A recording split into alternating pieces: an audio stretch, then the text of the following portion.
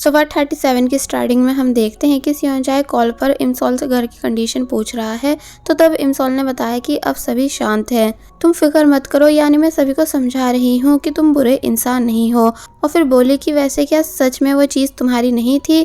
तो तब सियोंजाए जल्दी से अपनी सीट से उड़ गया और कहने लगा कि इसका मतलब क्या तुम्हें मुझ पर बिलीव नहीं है, यानी कि सच में वो चीज़ मेरी नहीं थी? तो तब इमसॉल कहती है कि ओके ओके, तुम शांत हो जाओ, मुझे तुम पर पूरा बिलीव है। तो तब सियोंजाए थोड़ा शांत हुआ और बोला कि मुझे जल्द से जल्द गवाह ढूंढना चाहिए। इसलिए कॉल कट करने के बाद बहुत ही ध्यान से सोचने लगता है कि आखिर वो चीज़ मेरे बैग में आई कैसे। इसलिए काफ़ी दिमाग चलाने के बाद उसको फाइनली याद आ ही गया कि मेरे दोस्त रियो ने बातें करते टाइम उस चीज़ को मेरे बैग में डाल दिया था। इसलिए वो तभी रियो को कॉल करने लगा, लेकिन रियो का मोबाइल बंद आ रहा होता है।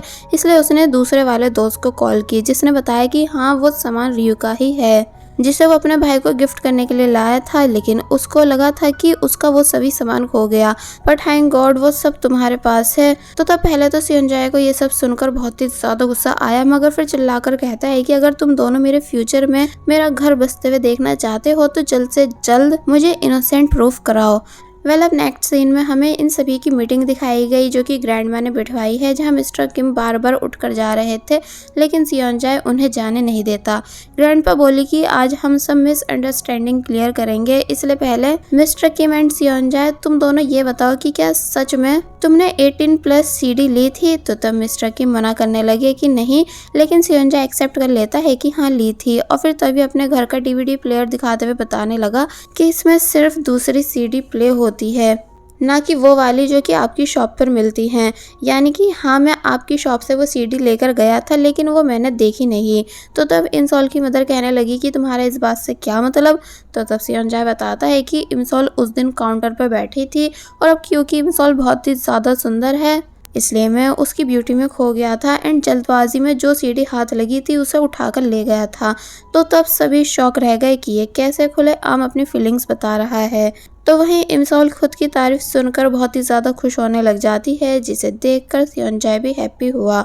मॉम ने इमसॉल को होश में आने को बोला, तो वहीं सोंगसी भी अपनी बहन पर गुस्सा कर रहा होता है। ग्रैंडपा कहने लगी कि ओ अच्छा, तो तुम मेरी ग्रैंड डॉटर की ब्यूटी में खो गए थे, पर चलो कोई नहीं, अब सेकंड इल्ज़ाम को एक्सप्लेन करो कि तुम्हारी शर्ट फटी कैसे। तो तब इमसॉल ने बताया कि उसे मैंने फाड़ा था, लेकिन गलती से। लेकिन ये सुनते ही मॉम ने उसे मारना शुरू कर दिया कि तुम ऐसा क्या कर रही थी जो शर्ट फट गई। लेकिन सियोंजाए उनके हाथों को पकड़ लेता है इस रिक्वेस्ट के साथ कि प्लीज़ मेरे प्यार को तकलीफ मत दो।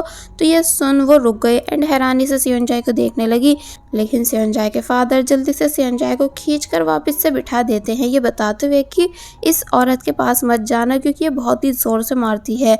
इमसॉल ने अब सही से एक्सप्लेन किया कि शर्ट पर कुछ लगा था जिसको क्लीन करते टाइम वो गलती से फट गई थी, एंड हम दोनों भी गलती से ही सोए थे, ना कि किसी इरादे से। मॉम को अब भी इमसॉल की बातों पर बिलीव नहीं हो रहा होता है, इसलिए इमसॉल ग्रैंड मदर को पटाने लगी, जो कि बोली कि हाँ, मुझे अपनी पपी यानी कि इमसॉल पर पूरा बिलीव है। और फिर अब वो थर्ड एंड लास्ट इल्ज़ाम को सभी के सामने रखती हैं, ये पूछते हुए कि आखिर ये सब सियोंजाए के बैग में आया कैसे। सियोंजाए बोला कि सच में ये सामान मेरा नहीं बल्कि मेरे दोस्त का है, लेकिन सोंगसी बिल्कुल भी सियोंजाए की बात को मान नहीं रहा था। तो तब सियोंजाए समझाने लगा कि आप सभी बस कुछ देर रुक जाओ क्योंकि वो पर्सन आने वाला है जिसका ये सामान है। तो तब पहले तो सभी मान गए, लेकिन जब बहुत ही देर हो गई एंड सियोंजाए का दोस्त रियो नहीं आया, तो तब मिस्टर किम जाने लगे कि तुम क्यों इन लोगों को एक्सप्लेनेशन दे रहे हो। इमसॉल की मदर भी बोली कि हाँ जाओ, मुझे पता है कि कोई भी विटनेस आएगा नहीं। इसलिए सियोंजाए एंड इमसॉल ये दोनों अपने पेरेंट्स को रुकाने लगे एंड समझा रहे होते हैं कि प्लीज आप सभी कुछ देर और रुक जाओ, लेकिन कोई भी मान नहीं रहा था। लेकिन जब जैसे यहाँ फाइनली एंट्री हुई सियोंजाए के दोस्त रियो की, जो कि डायरेक्ट अपने भाई की शादी से सियोंजाए को बचाने आया है एंड एक्सेप्ट कर लेता है कि हाँ वो सभी सामान मेरा है जो कि गलती से सियोंजाए के बैग में चला गया था। तो तब सभी लोग शॉक रह गए इस बात को सुनकर। तो ही इमसॉल एंड सियोंजाए एक दूसरे को हक कर लेते हैं क्योंकि अब ये दोनों फाइनली इनोसेंट प्रूफ हो गए। वेलम नेक्स्ट सीन में हमें टैसंग के फादर दिखाए गए, जिन्हें इमसोल के एरिया के सीसीटीवी फुटेज से पता चला कि जो वैन इमसोल के घर के सामने दिखी थी वो और किसी की नहीं बल्कि उसी टैक्सी ड्राइवर की थी, जो कि इमसोल पर अटैक करने आया था। इसलिए कहने लगे कि हमें जल्द से जल्द इसे पकड़ना चाहिए, इससे पहले कि ये इमसोल के साथ कुछ करे। और वहीं दूसरी तरफ हम टैसंग को देखते हैं, जो कि अच्छे से रेडी होकर अपना फोटोशूट करा रहा था। एंड यहाँ इसने एक कपड़े नहीं पहने बल्कि बहुत ही सारे आउटफिट पहनकर फोटो क्लिक कराता है, जो कि और कोई नहीं बल्कि उसका फ्रेंड क्लिक कर रहा होता है।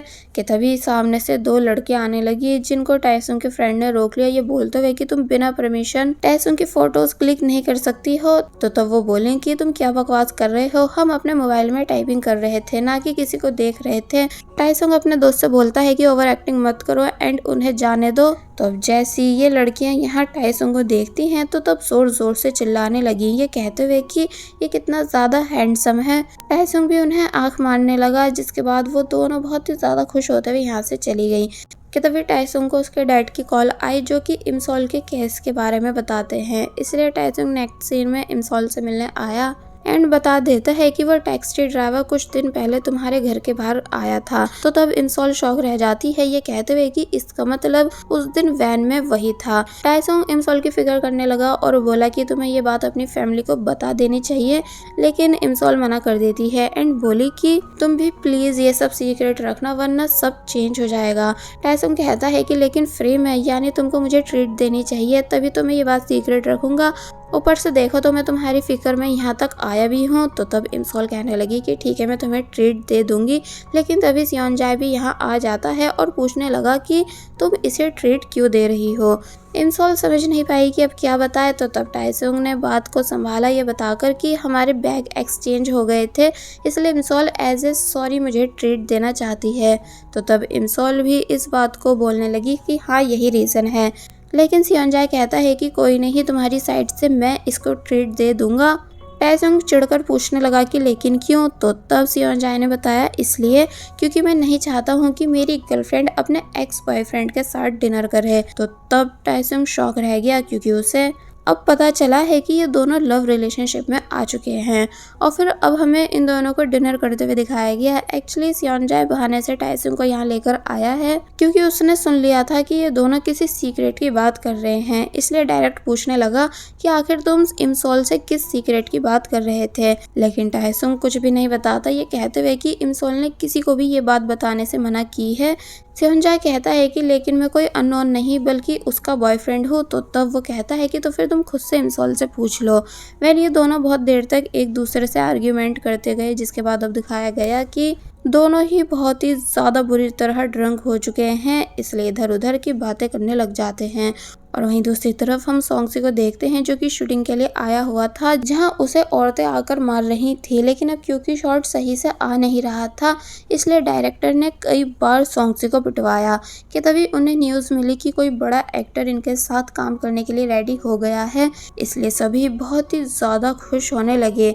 लेकिन सोंगसी पूछता है कि मतलब यानी क्या आप मुझे फायर कर रहे हो। तो तब डायरेक्टर बोले कि वैसे तो मैं एक्टर्स चेंज नहीं करता हूँ, लेकिन क्या करूँ, तुम्हारी जगह वो फेमस एक्टर ज़्यादा सही लगेगा। और फिर जब जैसी चले गए तो तब सोंगसी सदमे में नीचे बैठ जाता है, क्योंकि उसे इतनी मेहनत करने के बाद भी ये रोल नहीं मिला। कि तभी दिखाया गया कि ह्यूनजी भी ये सब देख चुकी थी, जो कि रियो के साथ थी, इसलिए सोंगसी और ज़्यादा एम्बैरेसिंग फील करता है। अब हम देखते हैं कि ह्यूनजी ने सोंगसी को पेन रिलीफ बैग लाकर दिया, क्योंकि उसे चोटें आई थी। तो वहीं सोंगसी कह रहा था कि प्लीज़ मेरी मॉम को इस बारे में मत बताना। ह्यूनजी समझाती है कि तुम्हें ये लाइन छोड़ देनी चाहिए, लेकिन सोंगसी का इस टाइम माइंड इस चीज़ में था कि तुम सियोनजाए के दोस्त रियो के साथ क्यों थी, क्या तुम दोनों एक दूसरे को डेट कर रहे हो। ये ह्यूनजी समझाती है कि नहीं, ऐसा कुछ भी नहीं है, हम तो सिर्फ बाहर हैंग आउट करने आए थे एंड वैसे भी मैं तुम पर से इतनी आसानी से गिव अप करने वाली नहीं। तो ये सुन सोंगसी हैरानी से ह्यूनजी को देखने लग जाता है। कि तभी इन दोनों को एक बहुत बड़े डॉग की शैडो दिखाई दी, जो कि इसी तरफ बार्क करते हुए आ रहा है। इसलिए ये देखकर वो दोनों डायरेक्ट भागना शुरू कर देते हैं। और जब जब पीछे मुड़कर देख रहे थे तो तब उन्हें बिग डॉग की शैडो दिखाई दे रही थी।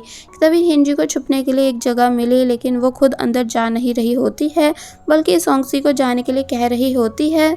सॉन्ग से बोला भी कि नहीं तुम छुप जाओ, मैं उस डॉग को संभाल लूंगा, लेकिन वो मानती नहीं है, जिसके बाद एंड ये हुआ कि दोनों एक साथ अंदर घुस गए। लेकिन हम देखते हैं कि वो कोई बड़ा डॉग नहीं था बल्कि एक छोटा सा डॉग था। सॉन्ग से फाइनली पूछ लेता है कि क्या वाकई में तुम मुझे पसंद करती हो, यानी क्या सीरियस हो। ह्योनजी बोली कि हाँ बहुत ही ज्यादा, एंड मरते दम तक सिर्फ तुम्ही को लाइक करूंगी। तो तब सॉन्ग सी डायरेक्ट ह्योनजी को किस कर लेता है। जो सीन दिखाया तो नहीं गया बल्कि बस शोर सुनकर वो डॉग वहां से भाग गया। वेल अब नेक्स्ट सीन में हम देखते हैं कि टाइसुंग एंड सियोनजाए दोनों साथ में सो रहे हैं, जहाँ सियोनजाए जब जैसे उठा तो तब शॉक रह गया टाइसुंग को अपने साथ सोता हुआ देखकर, इसलिए इनह्युक से इस बारे में पूछने लगा। तुम्ही शोर सुनकर टाइसुंग भी उठ जाता है। इनह्युक बोला कि क्या सच में तुम दोनों को कुछ भी याद नहीं कि कल तुम क्या कर रहे थे। और फिर अब दिखाया गया कि जब इनह्युक इन दोनों को रेस्टोरेंट से लेने आया था तो तब ये दोनों बहुत ही ज़्यादा ड्रंक थे, इतने ज़्यादा कि ज़मीन पे पड़ी हुई चीज़ को इमसोल इमसोल बोल रहे थे कि इमसोल तुम यहाँ गिरी हुई क्यों हो। तो वहीं सियोनजाए कह रहा था कि ये सारी इमसोल मेरी है। फिर ये दोनों इमसोल इमसोल करते हुए कराओके भी आ गए, जहाँ दोनों सॉन्ग सिंग करते हैं। सियोनजाए लव सॉन्ग सिंग कर रहा था तो वहीं टाइसुंग सैड कि इमसोल तुम मुझे छोड़कर इसके पास क्यों चली गई, क्या ये मुझसे ज़्यादा हैंडसम है। और फिर दोनों रोते हुए एक दूसरे को हक कर लेते हैं। प्रेजेंट में ये सब बातें सुनकर सियोनजाए के होश उड़ गए कि क्या सच में हमने ऐसा किया। तो तब इनह्युक इन्हें फोटो भी दिखाने लगा, जिनको देख देख कर सियोनजाए को अपनी हरकतों पर बिलीव नहीं आ रहा होता है। टाइसुंग भी सियोनजाए के पास आ गया उन फोटोज को देखने के लिए। और फिर अब जैसे ही यहाँ इनह्युक ने ये चीज़ बोली कि तुम दोनों का टेस्ट सच में बहुत ही ज़्यादा खराब है, जो तुम्हें इमसोल पसंद आई, तो ये सुन दोनों एक साथ गुस्से से बोलते हैं कि इमसोल बुरी नहीं है बल्कि सबसे ज़्यादा अच्छी है। तो तब इनह्युक चुप हो गया। टाइसुंग नूडल्स बनाने जाने लगा तो तब सियोनजाए कहता है कि मेरे लिए भी बना देना।